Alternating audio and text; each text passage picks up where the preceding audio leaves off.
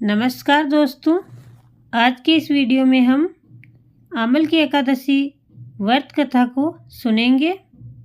एक वेदिस नाम का नगर था जिसमें ब्राह्मण, क्षत्रिय, वैश्य और शूद्र चारों वर्ण आनंद सहित रहते थे। उस नगर में सदैव वेद ध्वनि गूंजा करती थी तथा सभी व्यक्ति बहुत ही धर्मपरायण और ईश्वर में विश्वास करने वाले थे तथा पापी, दुराचारी तथा नास्तिक उस नगर में कोई नहीं था। उस नगर में चैत्रत नाम का चंद्रवंशी राजा राज्य करता था। वह अत्यंत ही विद्वान और धार्मिक था। उस नगर में कोई भी व्यक्ति दरिद्र व कंजूस नहीं था। सभी नगरवासी भगवान विष्णु के भक्त थे और आबाल, वृद्ध, स्त्री, पुरुष एकादशी का व्रत किया करते थे। एक समय फाल्गुन मास के शुक्ल पक्ष की एकादशी आई। उस दिन राजा, प्रजा तथा बाल वृद्ध सब ने हर्षपूर्वक व्रत किया। राजा अपनी प्रजा के साथ मंदिर में जाकर पूर्ण कुंभ स्थापित करके धूप, दीप, नैवेद्य, पंचरत्न आदि से धात्री मतलब आंवले का पूजन करने लगे और इस प्रकार स्तुति करने लगे। हे धात्री, तुम ब्रह्म स्वरूप हो। तुम ब्रह्मा जी द्वारा उत्पन्न हुए हो और समस्त पापों का नाश करने वाले हो। तुम्हें हमारा नमस्कार है। अब तुम मेरा अर्घ्य स्वीकार करो। तुम श्री रामचंद्र जी द्वारा सम्मानित हो। मैं आपकी प्रार्थना करता हूँ अतः आप मेरे समस्त पापों का नाश करो। उस मंदिर में सबने रात्रि का जागरण किया। रात के समय वहाँ एक बहेलिया आया जो अत्यंत पापी और दुराचारी था। वह अपने कुटुंब का पालन जीव हत्या करके किया करता था। भूख और प्यास से व्याकुल वह बहेलिया इस जागरण को देखने के लिए मंदिर के एक कोने में बैठ गया और विष्णु भगवान तथा एकादशी महात्म्य की कथा सुनने लगा। इस प्रकार अन्य मनुष्यों की भांति उसने भी सारी रात जागकर बिता दी। प्रातःकाल होते ही सब लोग अपने अपने घर चले गए तो बहेलिया भी अपने घर चला गया। घर जाकर उसने भोजन किया।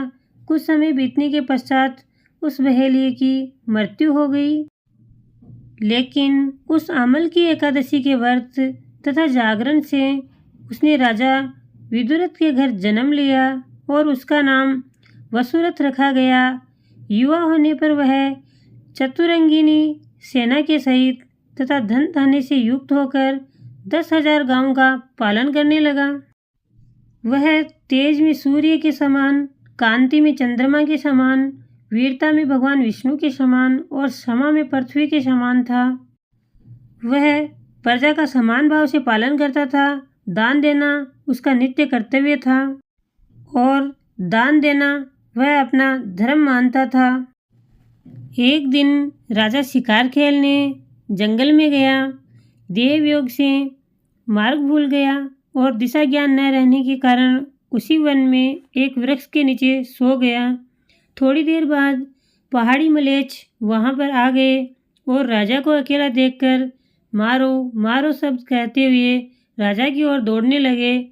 मलेच्छ कहने लगे कि इसी दुष्ट राजा ने हमारे माता पिता, पुत्र पौत्र आदि अनेक संबंधियों को मारा है तथा देश से निकाल दिया है।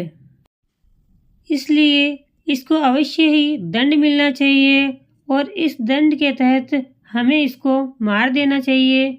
ऐसा कहकर वे मलेच्छ उस राजा को मारने दौड़े और अनेक प्रकार के अस्त्र शस्त्र उसके ऊपर फेंके। वे सब अस्त्र शस्त्र राजा के शरीर पर गिरते ही नष्ट हो जाते और उनका वार पुष्प के समान प्रतीत होता। अब उन मलेच्छों को अस्त्र शस्त्र उल्टा उन्हीं पर प्रहार करने लगे जिससे वे मूर्छित होकर गिरने लगे। उसी समय राजा के शरीर से एक दिव्य स्त्री उत्पन्न हुई। वह स्त्री अत्यंत सुंदर होते हुए भी उसकी भ्रुकुटी टेढ़ी थी। उसकी आंखों से लाल लाल अग्नि निकल रही थी जिससे वह दूसरे काल के समान प्रतीत हो रही थी। वह स्त्री मलेच्छों को मारने दौड़ी और थोड़ी ही देर में उसने सब म्लेच्छों को काल के गाल में पहुंचा दिया।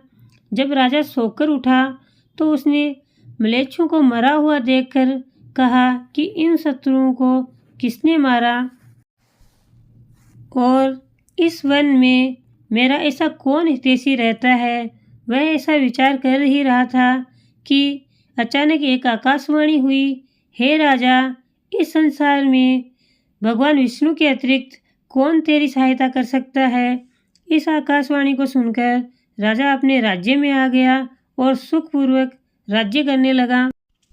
राजा पहले से ही विष्णु भक्त था और इस घटना के बाद उसकी भगवान विष्णु में जो मनुष्य इस अमल की एकादशी का व्रत करते हैं वे प्रत्येक कार्य में सफल होते हैं और अंत में विष्णु लोक को जाते हैं तथा उन्हें 1000 गोदान का फल इस एकादशी व्रत से प्राप्त होता है।